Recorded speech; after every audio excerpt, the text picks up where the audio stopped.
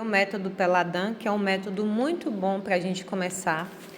Ele traz, assim, fonte de estudo muito interessante, porque ele traz o lado sombra, ele traz um resultado, ele pode te trazer outro resultado, vai deixar em aberto para a pessoa escolher.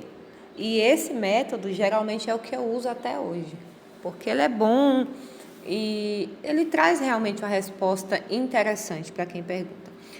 Esse jogo aqui tem também outros nomes, mas um dos nomes dele é a cruz da vida, ou uma trajetória de vida. E aí, o que é essa trajetória de vida? É a trajetória de vida dentro daquela questão. Então, se você perguntou sobre amor, você não vai ler o tarô como se fosse uma pergunta sobre trabalho, ok? A gente tem que direcionar o tarô sempre, ele não pode ser deixado assim. Você pergunta uma coisa e depois você olha aquele jogo como se você tivesse perguntado outra coisa, que aí você estará totalmente passível de errar nas suas conclusões. Não porque o tarô erra, mas porque você não conseguiu conectar com a pergunta com a resposta. Então, quando for jogar, não vai ficar pensando em outras coisas. Tenta focar na sua pergunta e na resposta que o tarô vai dar. Então, aqui, a primeira carta, eu já expliquei para vocês como vocês vão embaralhar o tarô com as 78 cartas. E aí, a primeira é a número 1 aqui, sucessivamente, né, até a 10, que aqui tem 10 cartas. O número 1 vai mostrar como é que você está em relação a essa pergunta agora. Amanhã você pode estar de outro jeito, mas agora, quando você joga o tarô, você está desse jeito. E vamos dar um exemplo aqui. Você perguntou sobre trabalho e vai sair a carta do diabo. Não, deixa eu dar outro exemplo. A carta do mundo, que é o arcano 22, dentro do tarô. Então, o mundo aqui está mostrando que você tem todas as formas de lidar com essa situação. Se a gente pergunta, por exemplo, dentro do trabalho, sai o mundo. Essa situação que você perguntou dentro do seu trabalho mostra que você tem realmente muita capacidade de fazer aquilo. Então, por exemplo, se alguém te indicar para qualquer cargo, ou então se você receber uma promoção e você não sabe se você vai dar conta, provavelmente você vai dar conta, porque você foi indicada por mérito próprio, ou indicado, né? O 2 vai te mostrar alguns obstáculos dentro dessa pergunta. Vamos continuar com a mesma pergunta. Que obstáculo pode ser esse? Pode ser o 10 de paus. Vamos colocar o 10 de paus aqui. Então, no 10 de paus mostra que é um trabalho que você vai dominar, que você sabe fazer, mas que vão colocar para você uma série de obrigações. E essa série de obrigações vão ser muitas para você. E porque você vai talvez receber mais, você tem que receber toda essa demanda. E isso aí pode não ser bom para você, é um obstáculo.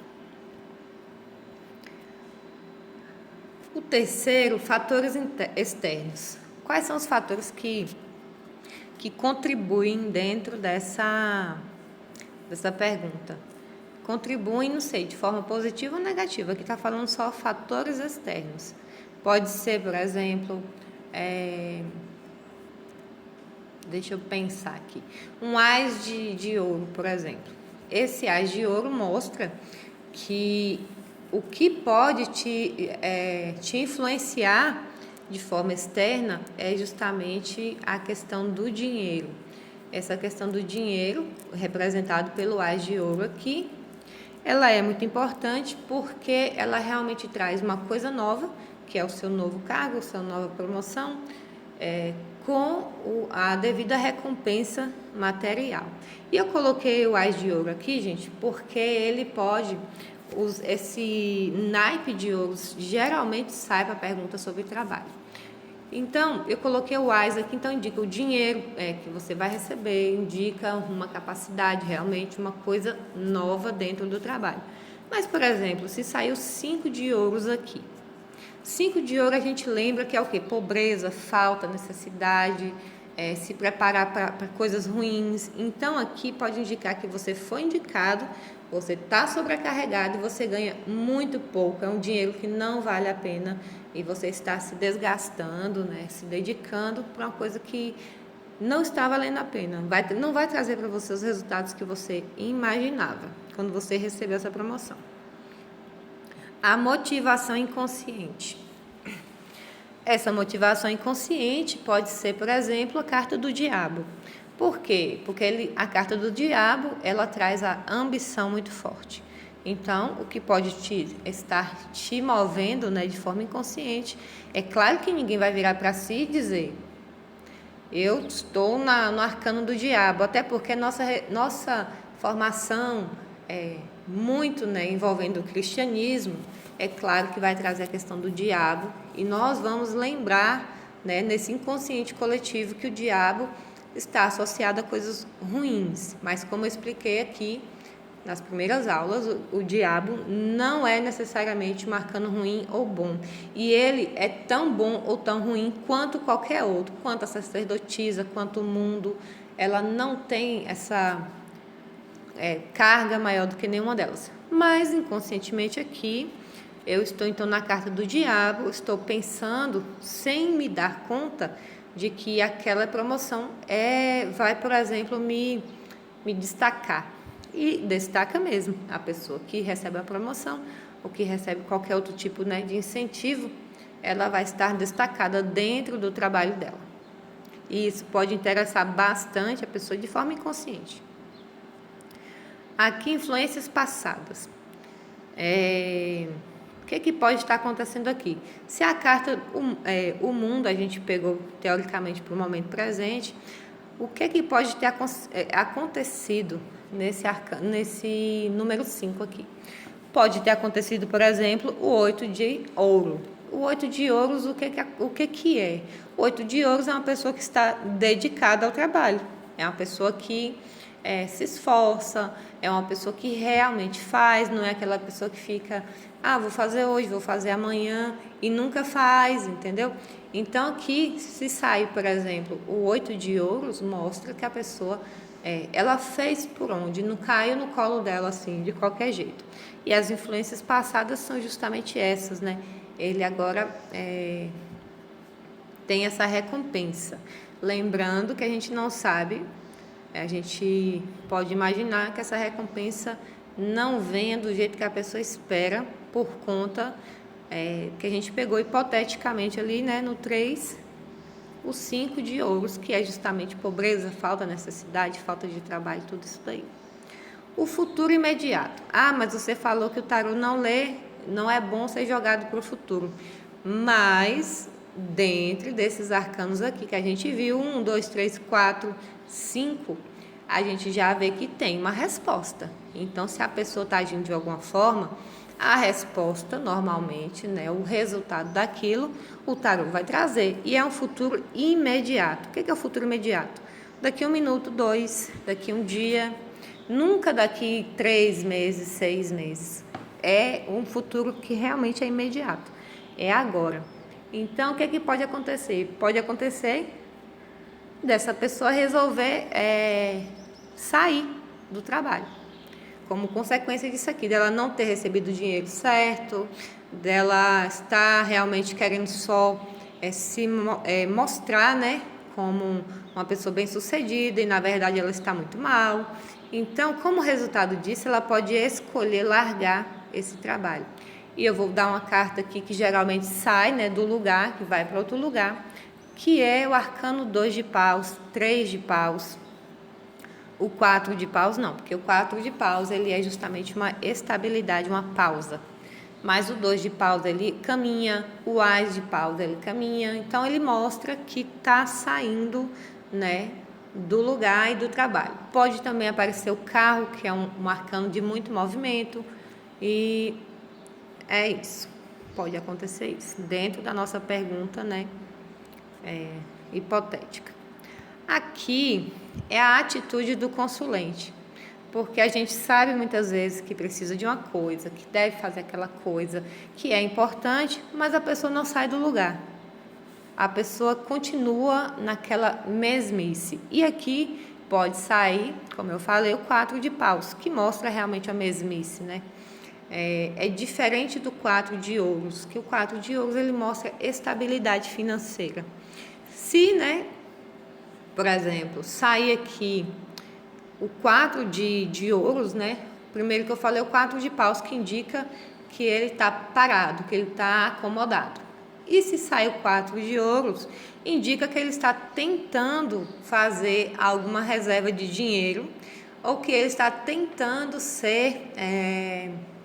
ter estabilidade financeira com esse trabalho. E se sai um arcano maior aí, tipo o imperador.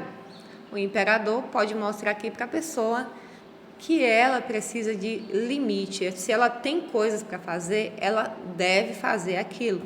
Como diz aí, né, aquela professora Lúcia Helena Galvão, numa das palestras dela, que eu não estou lembrando agora qual, ela fala que prioridade é uma coisa que não tem plural. Então, ou uma coisa é prioridade ou não é. Aqui a gente vai ver a visão das outras pessoas. Aqui é interessante porque nós vivemos em sociedade, certo? E nós nos importamos, sim, muitas vezes, com a opinião das pessoas, como as pessoas nos veem. Por exemplo, dentro desse trabalho hipotético que eu coloquei aqui, as pessoas podem ver, né, a pessoa que está nesse trabalho de forma boa, né? Ela recebeu uma promoção, essa pessoa, né, teoricamente está ganhando mais. As pessoas não sabem quanto você está ganhando, mas elas estão de fora, estão te vendo aparentemente bem, trabalhando muito, e elas pensam que você está bem. E que carta pode indicar isso aqui? O 6 de paus pode indicar isso, porque o 6 de paus mostra um orgulho, um triunfo, entre aspas, dentro de uma sociedade. Por quê? Porque o 6 de paus ele não está sozinho. A figura representada, ele tem pessoas ao redor dele que estão olhando para ele, olhando para o sucesso dele, aparente um sucesso. E pode também, por exemplo, 7 de espadas sair aqui. Mostra que as pessoas acham de você que você é uma pessoa que passou outra pessoa para trás para poder ficar com esse trabalho. Porque os 7 de espadas são coisas ocultas que a pessoa está roubando. Lembra disso que eu falei do 7 de espadas antes. E esse roubo, gente, pode ser realmente algum objeto, né? Mas geralmente é alguma ideia, algum projeto que alguém contou para essa outra pessoa. E essa outra pessoa resolveu usar a ideia da outra para se promover. Então, é claro, se isso acontecer, as pessoas vão ver, né, essa pessoa dentro dessa pergunta, né, o consulente, como uma pessoa que rouba ideias, que se deu bem nesse trabalho porque passou outra pessoa para trás. E aí entra na questão ética e moral, que realmente isso não é bom, não é digno, e aqui existe realmente um limite entre moral e imoralidade. O número 9 vai mostrar o que a pessoa espera, né, daquilo, o que ela teme. Por exemplo, ela pode temer sair do trabalho, como a gente viu aqui, que ela pode ter essa ideia no 6, e ela sai do trabalho e ela teme ficar sem dinheiro. Ela teme, por exemplo, aqui pode sair o 7 de ouros, que mostra que a pessoa não vai ter o resultado que ela esperava, financeiramente, né? Não vai ter resultado e que ela vai fracassar dentro desse intuito dela, ok? E ela tem esperança de não fracassar. Ela tem esperança de sair vitoriosa daquilo, mas ela teme que aquilo possa acontecer.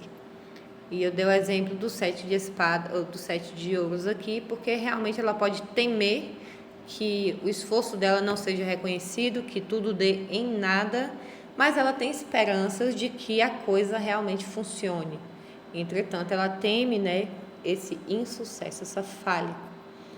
E aqui o desfecho da situação pode ser, por exemplo, a carta da Lua, que eu já expliquei para vocês, foi até o arcano que eu mais falei, que é realmente um arcano complicado no sentido do nosso entendimento, porque ele mesmo, o próprio arcano, não é nem complicado, nem simples, nem fácil, nem difícil, ele é o arcano da Lua.